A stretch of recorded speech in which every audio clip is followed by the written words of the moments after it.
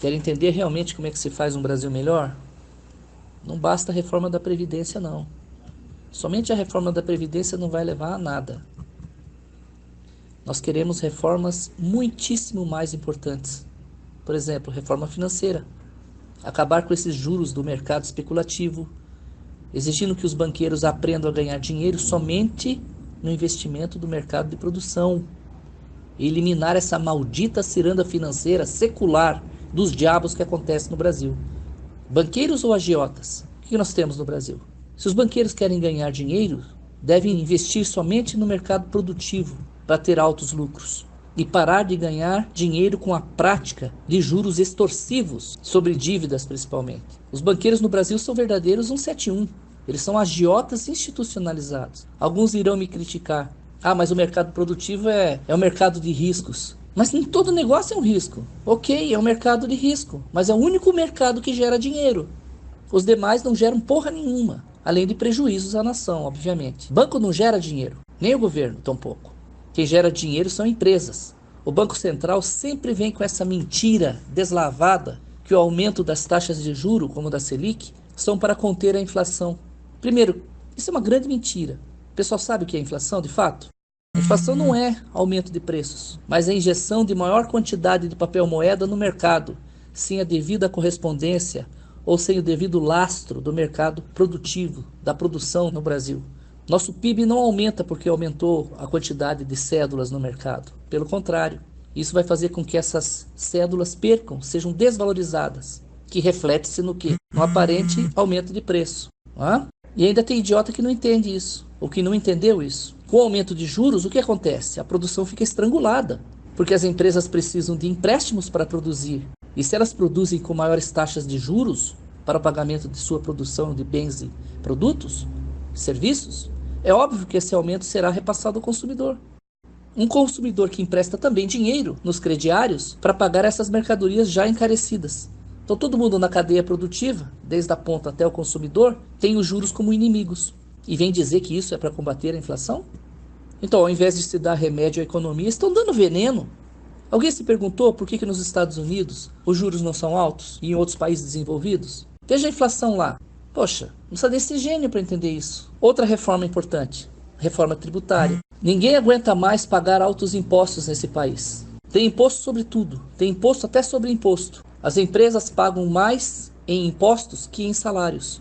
As pessoas usam a metade do que recebem para pagar impostos. Qual a economia no mundo que consegue crescer com impostos estratosféricos como no Brasil? Resposta: nenhuma.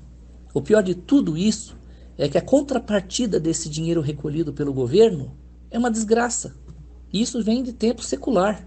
Isso acontece na saúde, na educação, na segurança e mesmo na infraestrutura, que estão todas um caos. O governo sempre, ou os governos sempre reclamam da contravenção que é o contrabando. Mas o maior estimulador do contrabando é o próprio governo, quando mantém impostos absurdos sobre os produtos. Se por um lado não estimulam a produção interna, com essa prática protecionista, não estimulam, vamos dizer assim, a produção interna porque, aquilo que eu digo, impostos altos também sobre a produção interna. Também não permitem a importação de produtos de fora com um preço mais acessível. Essa produção interna deveria nos livrar da dependência excessiva internacional, mas não pode também eliminar a possibilidade de compra de produtos estrangeiros, até porque muitos produtos, principalmente de ponta, nem tem similar no Brasil e ainda assim cobram impostos sobre produtos que não têm similar no Brasil. Isso é um absurdo.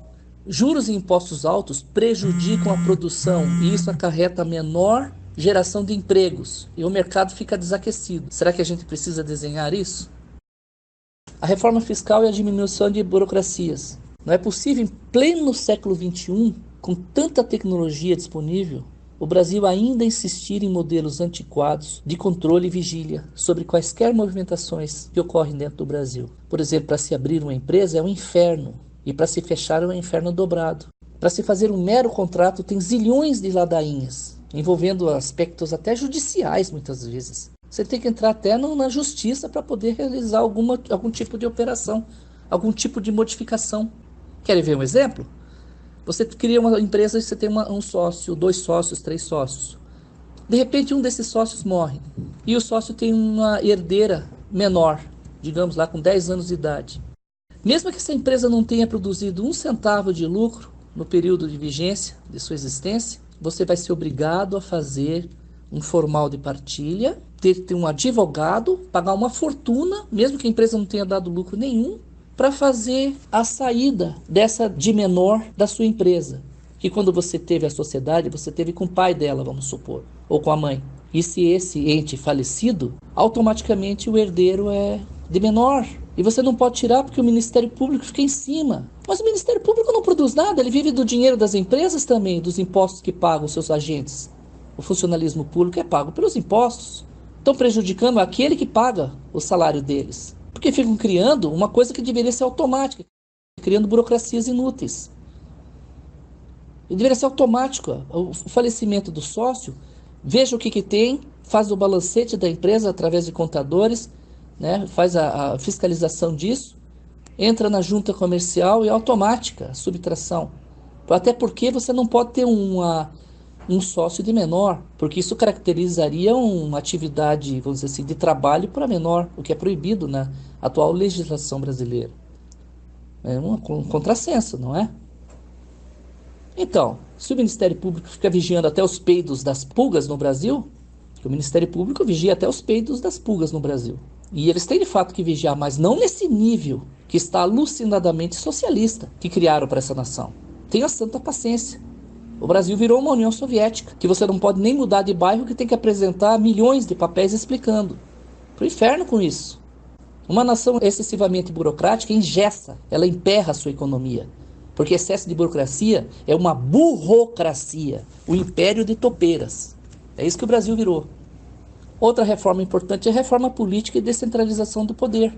Diminuição de representantes em Brasília, estados e municípios. Para que nós temos 3 senadores por estado no Brasil? Para quê? Para que o número de deputados ser tão alto se poderia ser o que é o número de senadores? Ao invés de 513 deputados, poderia ter 81 deputados. E o número atual de senadores poderia ser 1/3 do atual. Para que tantos suplentes, se bastaria um? Para que tantos assessores que, vamos dizer assim, sobretudo, tantos funcionários públicos? Só em Brasília tem mais funcionário público que nos Estados Unidos inteiro. Para que tantos ministérios e secretarias? Se algumas poucas secretarias, como acontece nos Estados Unidos, tem um secretário disso, secretário daquilo, já seria suficiente. Para que tanto poder concentrado em Brasília, se são os estados e principalmente os municípios os responsáveis pela maior produção e controle do que acontece no Brasil? Para quê? Temos que ter um estado enxuto, um estado mínimo, e é para agora. A descentralização é o caminho natural para um país de dimensões continentais como o Brasil é. É uma coisa insana, para não dizer burra, todo esse poder encastelado em Brasília. O papel de um governo central é necessário, mas é muito menor em escala do que é feito ou praticado nesse país. Precisamos de um novo pacto federativo urgente. A impressão que temos é que os estados dependem de Brasília, quando é justamente o oposto. Brasília deve ter o controle da Casa da Moeda, do Banco Central, da Corte Suprema, das Forças Armadas, para controle de soberania, uma representação de Estado, correto? E umas poucas secretarias. Nem ministros seriam necessários. Um grande programa de privatizações também se faz necessário, porque o governo é um péssimo empresário. Governos não são feitos para empresariar. Isso é a atividade da livre iniciativa. Aí quer dizer, é um país capitalista? Desse jeito? E tem que ter uma política de melhoria na questão de investimentos em pesquisas científico-tecnológicas. Não é uma questão de aumentar investimentos, é uma questão de mudar a forma. Um país com ensino precário como nós temos no Brasil, e que vai ter um nível semelhante de pesquisa científica. E, logicamente, a produção tecnológica também fica prejudicada. Se não houver uma maior dedicação e atenção nessa área, o Brasil nunca será uma nação desenvolvida. Não se trata apenas de investimento, mas da maneira como nossas pesquisas estão sendo realizadas. Por exemplo, inexiste, não tem a participação de setores de indústria e comércio, a livre iniciativa, dentro das universidades. São raras as exceções. Isso chega a ser ridículo. Não é o governo que deve investir nesse tipo de produção de ponta, mas o próprio mercado produtivo.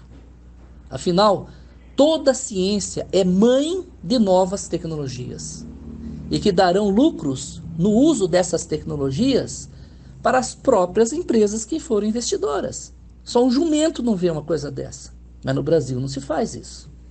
Então são essas as reformas que queremos. O resto é tudo conversa fiada e embromação. Um abraço.